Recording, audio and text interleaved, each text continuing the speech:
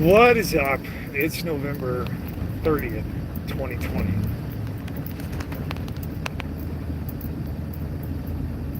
Monday. Hope you're doing well. Hope you're doing well. Hope you're getting your shit ready. Some people think this is a motherfucking game. It is to most people. It's not to. It's not a game to the people that are bringing it.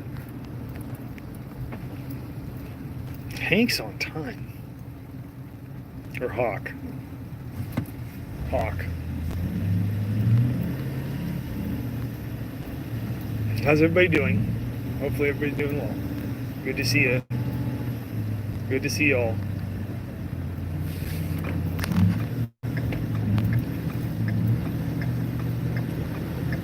Man, I don't even know. I've just got some time. I've got a couple minutes here. I thought I'd do a stream.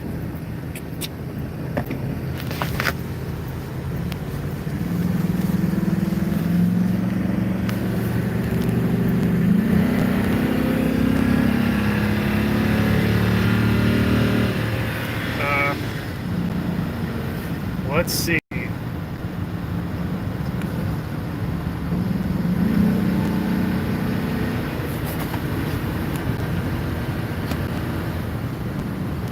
So the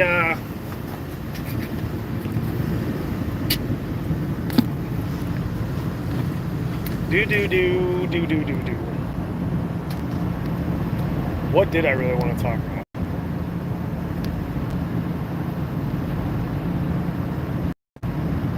It seems like no matter how far this thing advances, it just feels like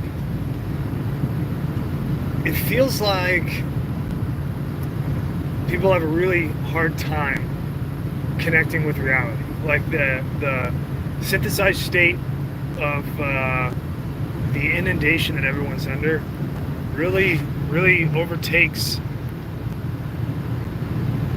It kind of supplants the capacity to perceive actuality. You know what I mean? Almost like it's like a pathology. It's like a psychological pathology.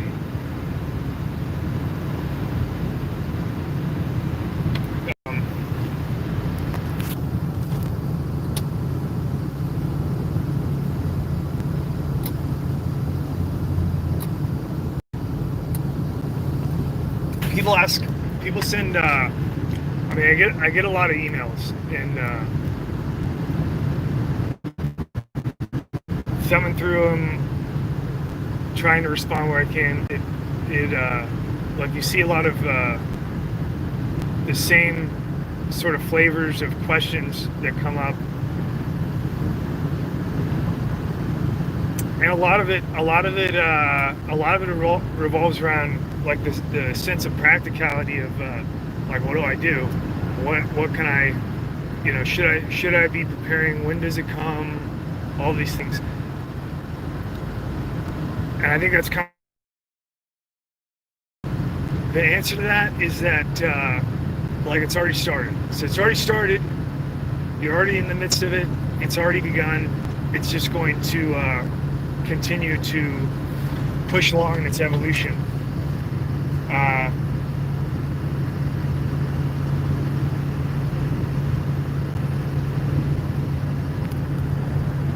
I'm really having trouble this morning grasping my mind grasping exactly what's in.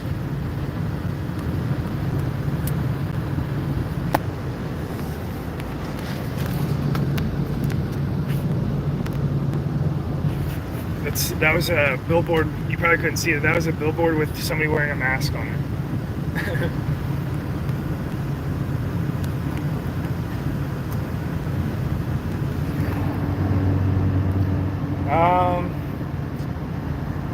Maybe I need to put in a dip. Let's put in a dip. No.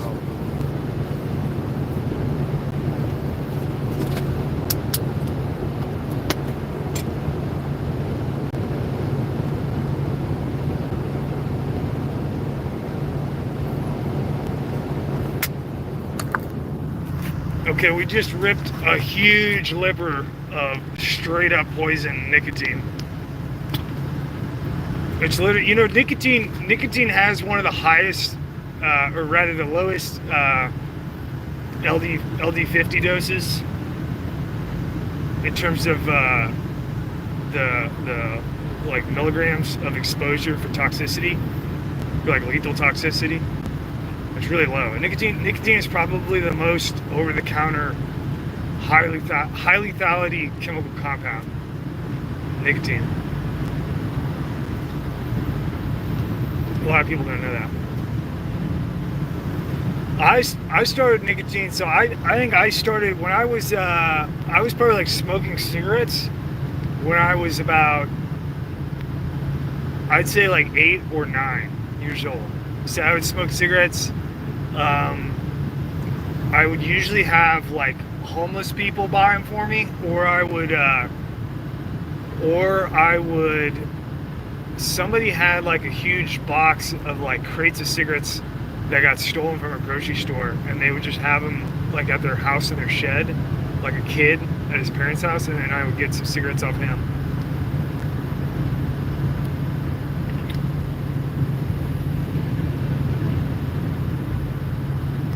And then what really the two things that really got me on nicotine,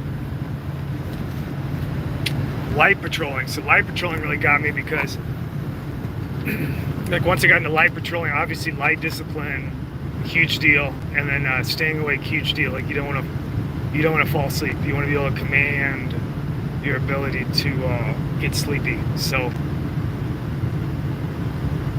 dip is kind of it's not for everybody. There's some people that are really reliably disciplined at heart that can just stay awake. I thought I was that. I'm not.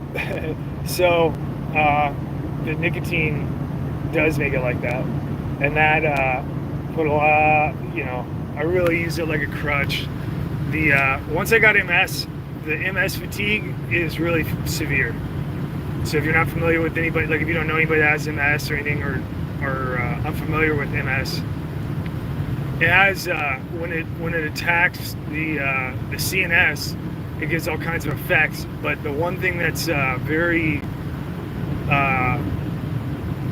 constant is fatigue. So it's usually like most people have like a cyclic fatigue where it's like every day at around like a certain time within like an hour window they'll start to get fatigue onset, and then it's like it's daily, and then it's just like a cycle. It just cycles with their body, and it's really heavy. And like especially when I first got MS, sometimes it would be like the fatigue was like probably the hardest part. Like paralysis and blindness and stuff like that isn't really that big of a deal. The fatigue is like soul crushing. Because it makes it, you get so fatigued. There have been times where I've been, had to go grocery shopping or something, and I'll be like having MS fatigue. And I seriously consider in my head, like just laying on the floor, like laying on the tile on the ground in the grocery store. Like it'll be like going through my head, like you could just let go of the cart. You could just, you could just sit down on the floor, just lay down on the tile. You just wait there. If anybody asks, you just be like, I'm just resting for a second. It's pretty intense fatigue. That's what I'm trying to get at. Anyway, the tobacco does help with that. It's not good though. It is a poison. It's literally a poison.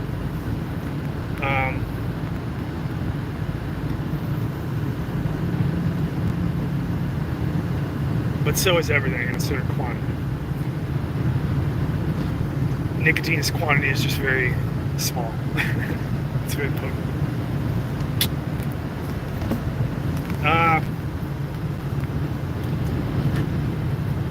So humanity is really grinding out this this hump of actualization.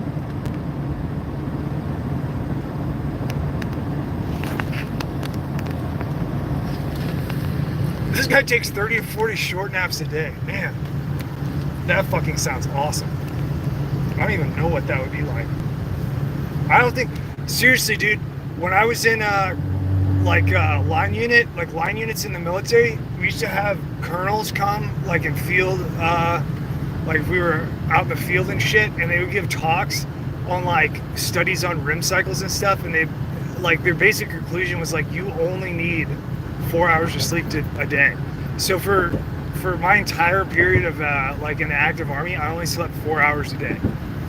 I used to do when I was stationed TRADOC stateside, like not even in a combat unit, just doing training, working at a training facility.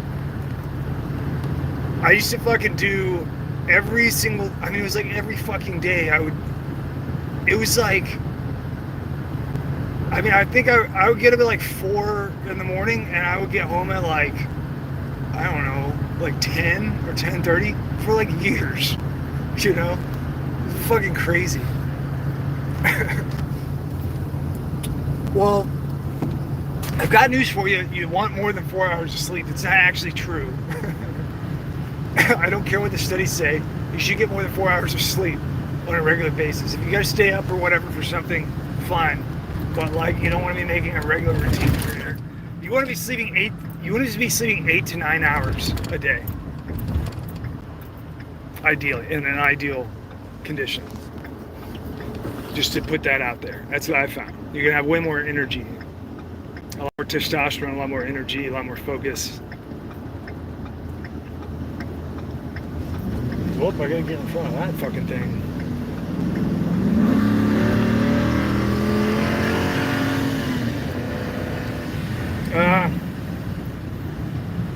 So it really seems like humanity's in a slump, right? In terms of their self-consciousness, they're in a self-consciousness slump.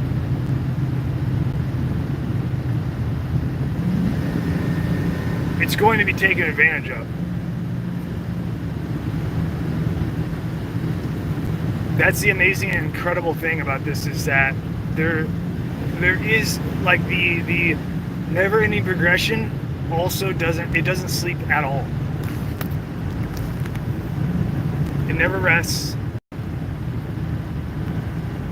It never stops.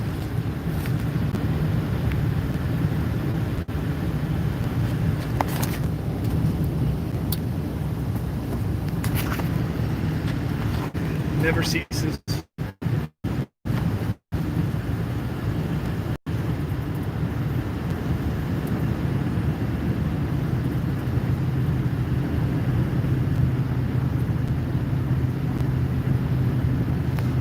I think probably the biggest misunderstanding that people have when they look at like what can I do and how can I change my life is that they're unwilling to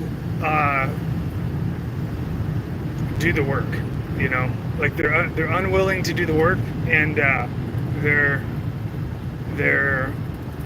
because they're unwilling, and because society is structured in terms of resources to more easily facilitate not doing work, then it makes people gravitate towards that, and in a lot of cases be unable to recognize what they could really do.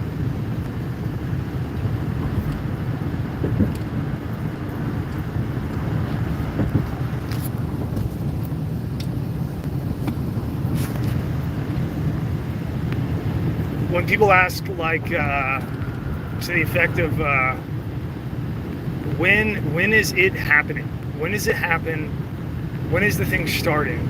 What they're really talking about is violence. They're talking about open violence.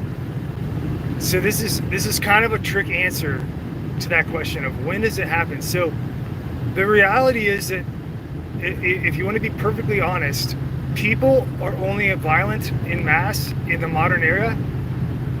They're only violent in mass when they are permitted to be violent in mass.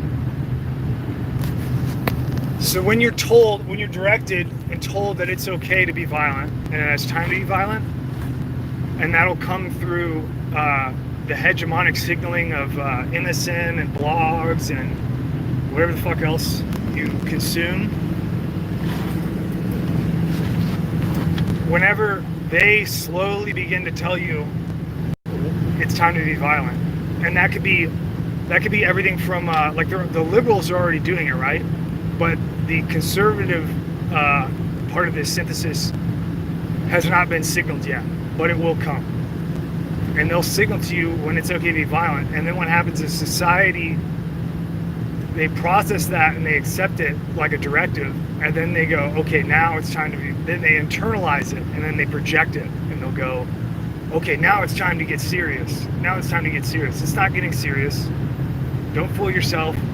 When they say it's time to get serious, that doesn't mean that it's time to be serious. That means that your master is telling you to go fetch. That's what that means.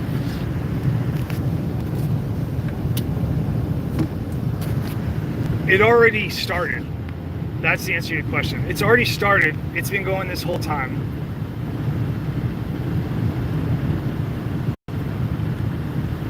There's no reason to wait for whatever you need to prepare. There's no reason to put off whatever it is that you want to do to make yourself independent so that you can function without being situationally coerced into directions that you don't want to go. You don't have to wait. You shouldn't. You should become accustomed to having no direction other than your own internal sight of circumstances and your judgment. That should be your guide. It's very dangerous, especially now, more so than ever before, to be listening to other people, including me. You should listen. Anything that I say, you should be critical of. I mean, to a reasonable extent. I get a lot of shills in here that they're very identifiable because their only mechanism is that they try to wedge in between and then pry. But besides that, because that's a fabrication. In terms of like organic judgment, you should be critical of what I say. But you should be afford the same criticism to everything that you come into contact with in terms of information. Because the fact is that there are no experts and nobody knows what the fuck is going on. All the people that get paychecks, like people that take paychecks to know what's going on, do not know what's going on. People that are into the analysis of poli-sci, the people that are on the cutting edge of economics, they don't know what's going on. And if they do know what's going on, they're lying. They're not telling you what's going on. And that's the reality. We're getting a lot closer now to 1 year of doing crazy rant videos. And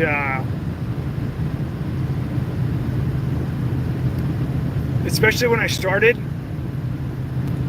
a lot of people that would watch these would be it's very easy to be critical, especially because they weren't signaled yet that things were, the matter, that things were not right. They weren't exactly signaled that in the hegemony.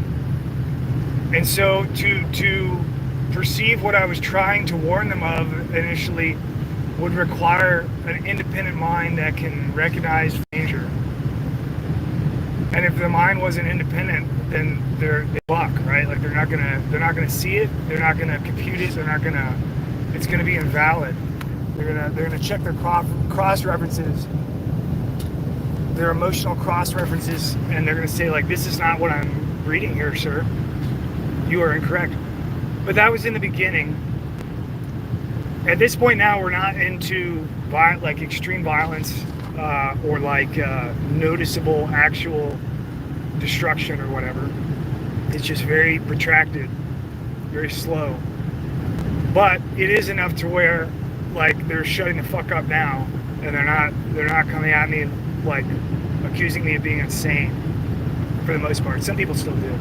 Most of the people that were accusing me of being insane are either incredibly huge pussies or they're in on it and they know what's going on, and they're just there in comments or in forums to be the dissenting voice that pries the ability of the blind to discover any truth for themselves in what I'm saying, you know? So they go there and they say, like, everybody knows that this guy's crazy. Boom. Okay, now anybody that reads that does not have an independent mind, that is influenced by other voices, is just going to read that and they're just going to absorb it and just like a fucking sponge with no filter at all. They just fucking absorb whatever appears to be the most like powerful and direct messaging, and they absorb it a little bit and a little bit. And if they read enough of them, like if you get 25 people in a forum saying, hey, somebody's insane, then it becomes like, well, either these 25 people are wrong or this guy's insane. This is only one guy, they're 25. Obviously he's insane. Well, that, my friend, is the entire methodology of synthesis, right? Synthesis through consensus. And the way that works is that you, whoever you are, that is able to or is vulnerable to consensus synthesis as a phenomenon, the only people that are vulnerable to it are people that have been stripped of their identity, like stripped of their identity other than an individual. If you have an individual that is has an identity of like a consumer advocate, a material advocate, somebody that's like entirely inundated by the system, their identity is going to revolve around them being an individual in like a controlled economy, you know, in a consumption, you know, consumption-based communism, basically. It's like consumer communism. That's how I would describe it. Their identity is as an individual. It's not as a group. So whoever their family was that they came from, they don't identify with that. They don't identify with like their people, quote unquote, whoever it is. It doesn't matter who it is. And they're the ones that are vulnerable to consensus synthesis. And that's a lot of people. That's a majority of people. They've been stripped of their identity in relationship to each other, and they're just a lost soul in an open sea, you know. Oh man, we got fucking military out here doing COVID fucking testings, setting up COVID testing stations.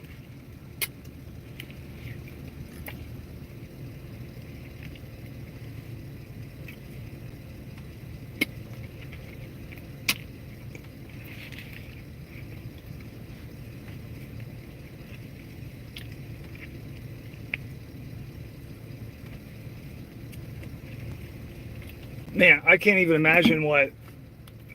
fucking imagine what the military must be like. I got out after cell phones, or before cell phones, rather. So I got out. I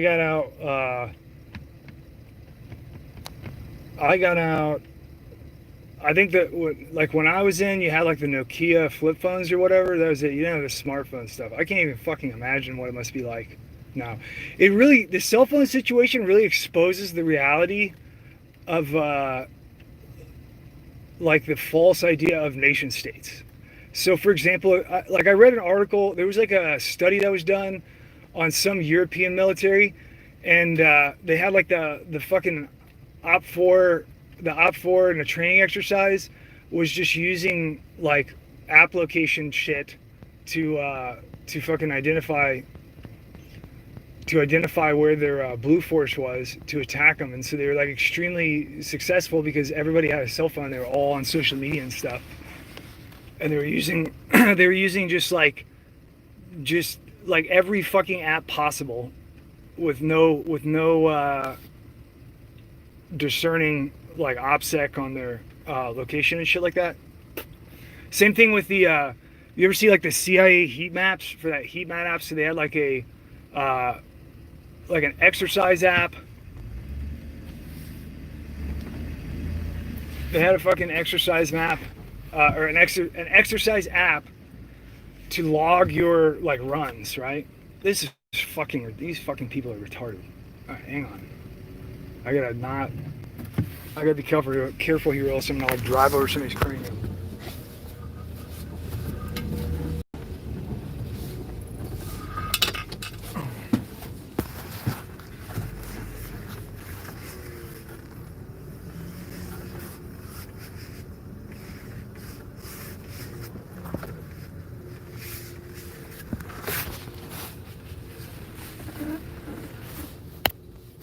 All right, you guys hang tight for 1 sec.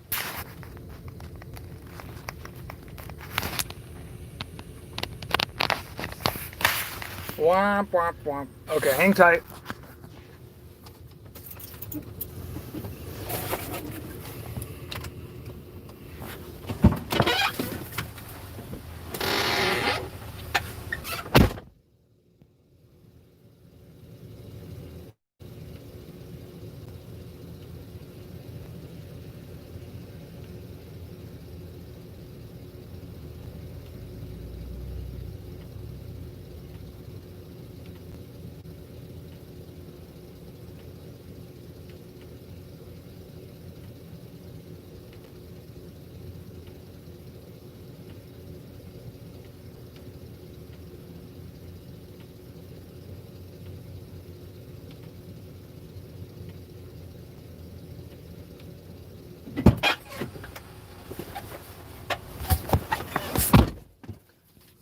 Ooh, man, what a fucking dystopian, dude. There's straight up,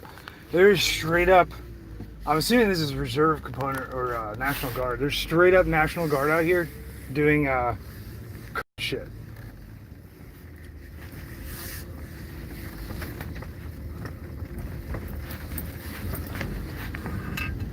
This is fucking insane. I mean, I just don't know. Like, we're on different planets now.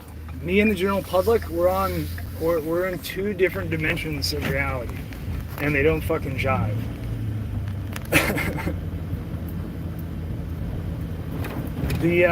So anyway, so the whole, like, the social media and phones really kind of exposes the underlying reality of the interconnect between nations and people and different elements in society that are supposed to be separate and competing and things like that. It really demonstrates how it's just like a giant fucking orchestration, how they're all interconnected and interdependent, and it exposes that. But here's the trick, right? Here's the fascinating thing about it. It's not new. So it didn't start because of social media or cell phones. Those just made it observable to like somebody that doesn't have access to that kind of oversight. You can now like get an idea of it with like really widespread essentially measurement tools that would be like the aggregate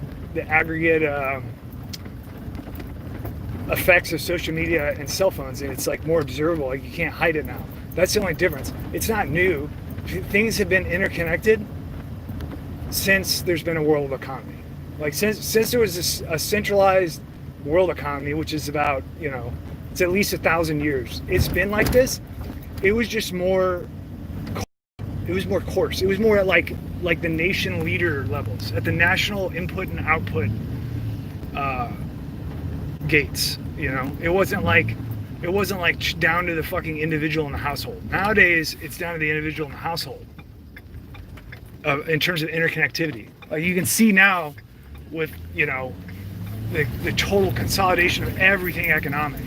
You can now see clearly how interconnected things are. But the idea of conflict, right? It should expose, although it's subtle, it should expose that like conflict is created. Conflict is created. It's not a it's not possible, right? Like, you can't. you can't have fucking conflict if everybody knows what's going on, you know. And if you did have conflict, whoever has all the information will win, right? So it just, you know, it's like the entire like history of warfare is just a farce, you know. And all the things that we focus on as soldiers, those are like our immediate concerns as individuals operating this greater leviathan of of a machine, you know. And we're only focused on our part of it, and so we become competitive in that regard, like in the way that we think about it. But in the aggregate, what's really going on is that we're just fools. Like there is no competition. It's all managed.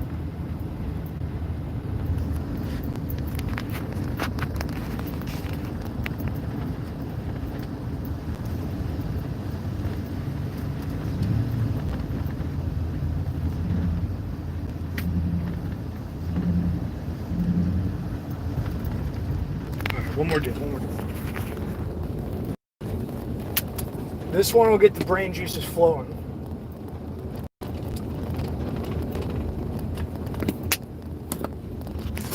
All right.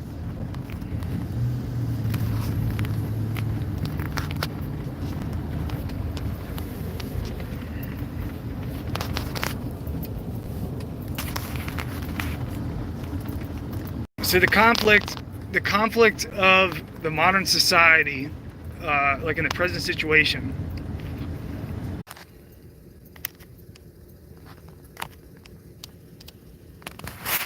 Okay, they kicked me. I don't know why. Yeah, probably is some tower. So,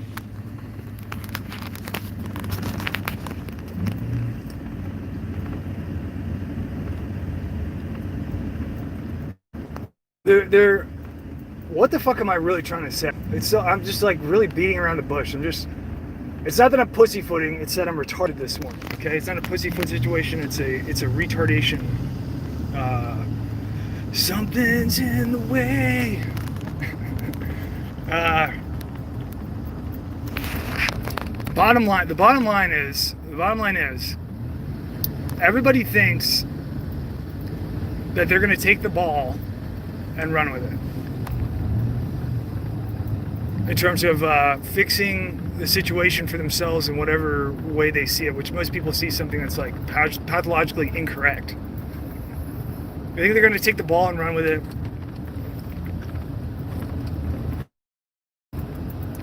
They don't have any hope, you know. There's no people have the capacity to be independent and to have force, like real force for themselves, to live for themselves and to be themselves. But you cannot do it when you are interconnected to the control of economics. It's impossible. Just like it's impossible for you to have any sort of OPSEC at all, any kind of military intelligence at all, when unless you fucking invented the technologies, made the shit yourself, maintained positive control the entire time. Unless you did that, it's all compromised. No matter how high speed it is, you have no control over the outcomes of the situations. Maybe in the sense of your individual action in a battle or something like that. Not in the war. You don't have any control over the aggregate. More money can be spent, more people can be trained, more new devices can be designed and implemented that are needed to solve certain problems. It's just constant. It never stops. And in that regard, there's no chance of winning. Everything is just theater. When you resist, it's just theater. And the traditional notions of resistance.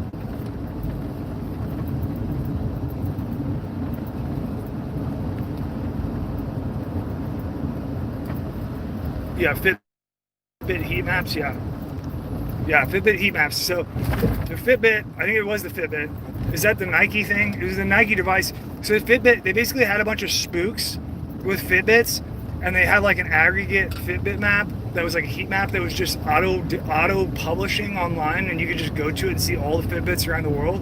And then there would be like ones in like, you know, fucking Middle East countries and places where there's like no people, you know, that are using Fitbits.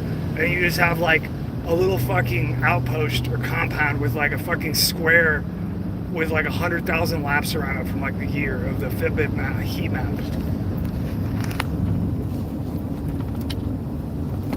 Yeah, it's retarded, right? It's totally fucking retarded. But that's just like, you know, that's just like an example of what I mean. Like, you don't think that the people that made the Fitbit and the people that made the satellite technology that like propagates and connects the internet for signal, like, you don't think that they know all this stuff? Like, they know all of this shit. It's not like a secret. What's a secret about it is that you can see it, right? Other people could already see it. They can see all that shit all the time. When you make the assumption, like, you make the assumption because there's like a terms of use privacy clause that like there's somehow privacy. Like, there's no privacy in any of this. There's no privacy in your phone communication. There's no privacy in your text communication. There's no privacy in your fucking Fitbit app. There's no privacy. If you're sending it online, it's entirely open. If you're communicating online, it's entirely open. It's no different whatsoever than radio transmissions. Encryption doesn't matter. None of these things matter.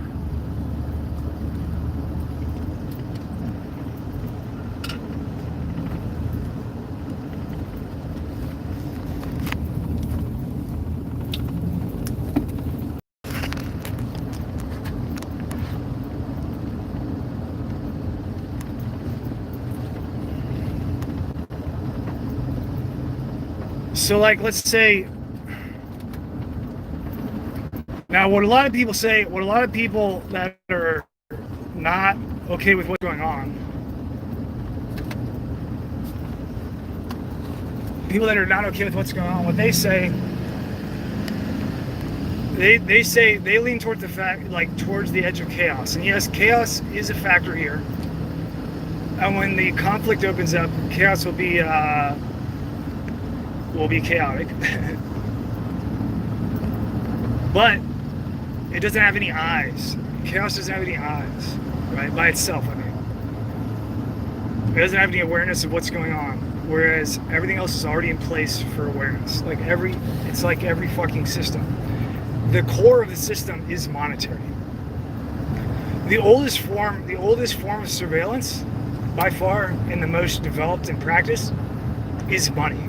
So money is surveillance, because if I loan you money, like if I hand you a $5 bill because you're like, hey, I need $5, I'm like, sure, here you go, $5. Do you think of that as surveillance? No, because it's not much. It doesn't give you, but it is surveillance. It's just very low resolution. How is it surveillance? Well, I gave you $5, so now I know that you have a certain spending capacity in your possession, and that you're, you know, based on your habits, I can suppose like when or what you're going to spend it on, but I don't know for sure, right? Unless I have access to your receipts. Then if I have access to your receipts, then I can figure out what you spend it on, right? Direct access, like with your name, like you use a credit card and it's got your name on. Now I can see like what you spent it on, right? If I could see that, then I know exactly what you're getting, right? Now, if you bought something, I don't know what you're going to do with it necessarily. You could use a product for what it's used for, or you could use it for another purpose. I can't really say that. Now, if you bought several items and they were at the same proximity, then I could suppose that there's an interaction there, but I don't really know for sure, right? Well, imagine that on the scale of like billions of people. Imagine that on the scale of trillions of dollars and billions of people. When you start to compute the inputs of like multiple data vectors, like individuals, Then you can get like back azimuth, cross-referencing, elimination, process of elimination, like all of these things come into play. Now you can get high resolution information and surveillance of everything, right? Of everything. You can see if you went to the store and bought something and then somebody came in after you and bought it like 1 minute later, then I know to the minute exactly what time you were standing at the register. You see what I'm saying? If you like used a rewards card, then I can see, like I can see information off of that in terms of timing. Now I know when your hand was on the gas pump. If you used like if you were in a large group of people trying to coordinate and do something, I can see what you are amassing. I can see, even if you're separate, right? Like even if you're a bunch of people, like every person is going to buy 100 bullets, and then we're going to put them all together. We've got 1,000 people. Each person's going to buy 100 bullets. We've got 100,000 rounds, right? Well, if you're in proximity, then I can use deduction to assume that you are all in communication and you are working together, because you all bought 100 rounds at the same time. Like these are just examples of how, I'm trying to give you examples of how money is surveillance, and it is the oldest surveillance.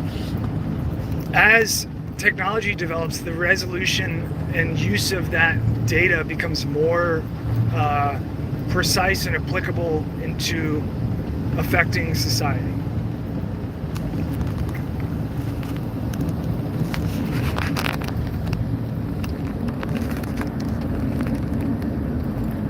I don't know. I hope that makes sense. I don't know if that makes sense. I hope it makes sense.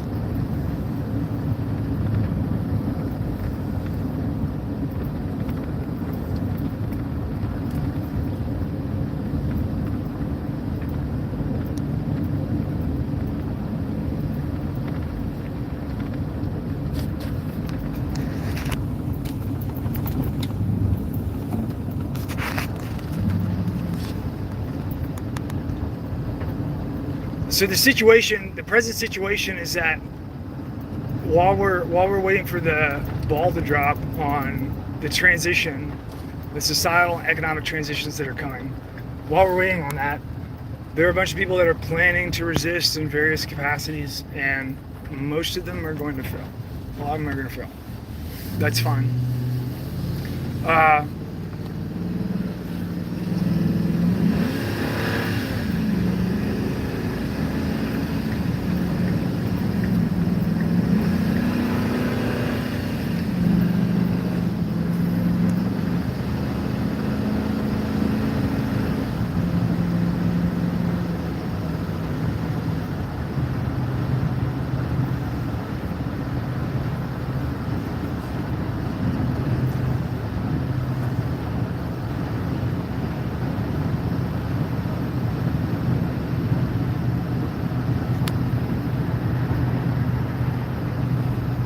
I just don't know how to tell you this. The real situation is that humanity, like what we know as the nations, are really just like, they're almost like, it's like when you give a kid some toys and you say, yeah, go play and pretend to be Superman to play. And they go in the room and they play in the room. And it's like, the child doesn't take into any account that the room that he's in was built by your system. That if you wanted to, you could pull every board out of the room and there would be no floor. If you wanted to, you could make a new room or take the toys away, all of these things, right? You could do all that, and there's nothing that they could do about it because they're a child.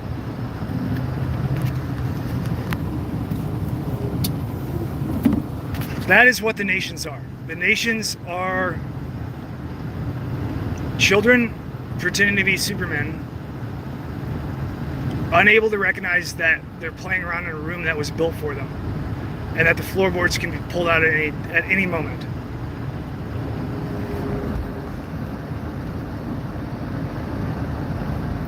That is the real situation. That is why when I say it is a critical error to assume that you can take the ball as it is, that you can take the economy and steer it in the right direction, or pass some laws to correct things. You can never do that. You are trying to paint the room with a color that is not the color. Like, the color will end up being whatever fucking color whoever buys the paint wants to paint it, not the color that you choose. You can paint the wall whatever color you want. It's going to get painted over. You're not going to be able to stay awake long enough to guard that wall to keep it from getting fucking painted over.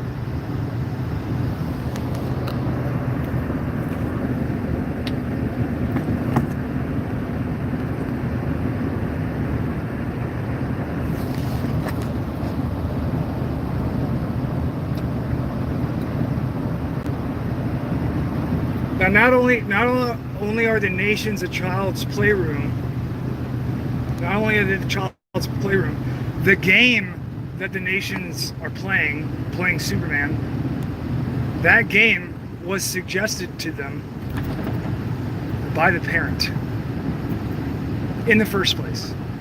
So they didn't come up with the idea to play Superman. Although it is their natural tendency, right? Like, the child's natural tendency is to, like, use imagination and pretend. But who they pretend to be, that is not necessarily, you know, the child. If the child was left alone, he would come up with something. But in the case of the Superman game, it was suggested that he should play Superman, right? And so he plays Superman. And so it's because he's playing Superman, he's not playing anything else. He's not coming up with his own game to play. He's not using his mind. He's using something that's he's like a further magnitude, like, devolved into control, because he's playing Superman, right?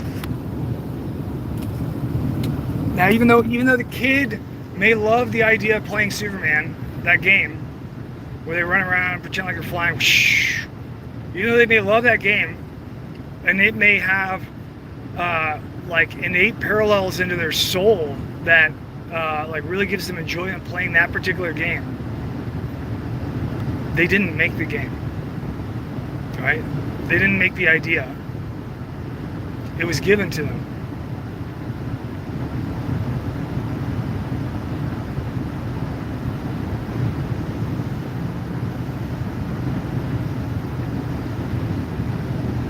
You see what I mean? And so this is the simplest way to describe the scope of the process that we're in, of what the actual playing field is. The actual playing field is that a bunch of people are playing Superman in a room, and they think they're doing a really good job.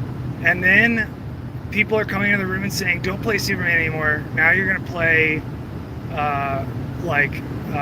mud cakes and tea. And they're like, we don't want to play mud cakes and tea. We're playing Superman.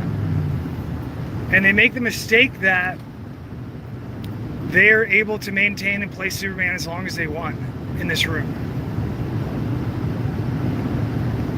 because they're Superman. Well, you know what happens if you're a parent and you, like, I don't know why, I mean, if my kid was playing Superman, I wouldn't make it play T or whatever. But if I wanted to, you should understand that, like, as a parent, the probability of them refusing to not play Superman over a long enough time frame is very low. I'm going to tell them, like, nope, you have to play the T game now.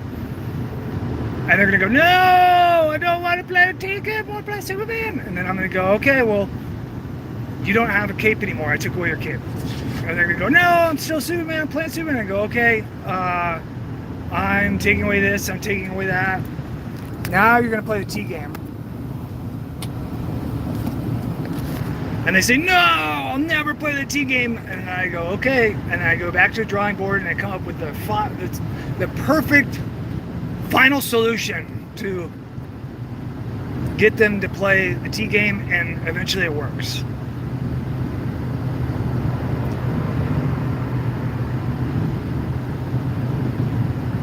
See what I mean? This is the reason why, if you understand this analogy, and although I'm very shitty at communicating, so my analogy probably sucks. But if it was cohesive enough to understand as an analogy, this is the reason that I'm trying to explain to people that this entire thing is done by money. Money is the room that you don't have any control over. It is the infrastructure within which you operate to play out all of your dreams in a controlled paradigm.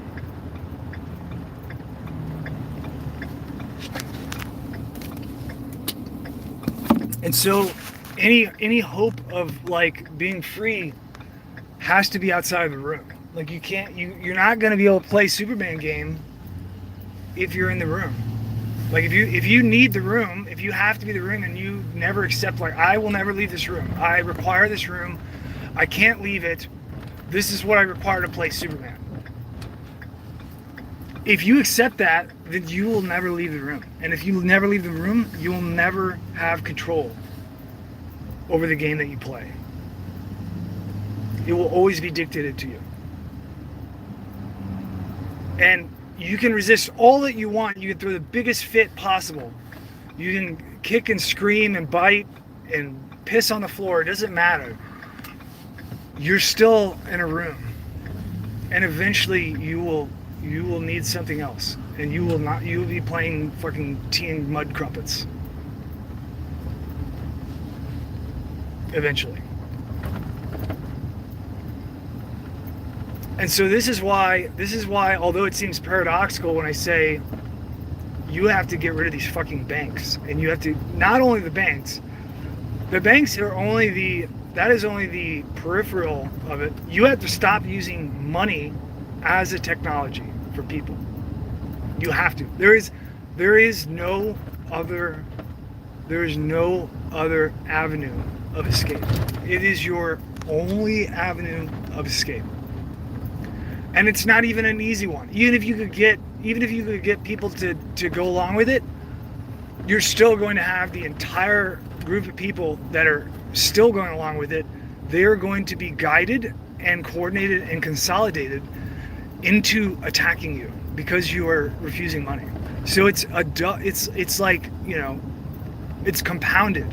It is compounded as a disadvantage. It's incredibly disadvantageous. Tactically, I mean.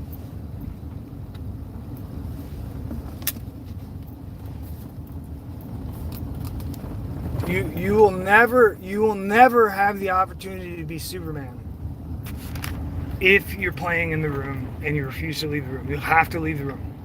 You have to leave the room. Is it scary? Yes. Can you freeze to death outside? Yes. You have to do it. You have to do it. It's the only way. And then when you do it, don't build another fucking room, because the rooms that you're playing in, you dumb motherfuckers built in the first place, and then they got taken away from you. So if you think we're gonna go outside and make a new room, that's the entire history of humanity, is going outside and blowing up the fucking room and going outside and making another room. You're just gonna they're gonna take away your room from you again. All right. I love you guys. Have a good day.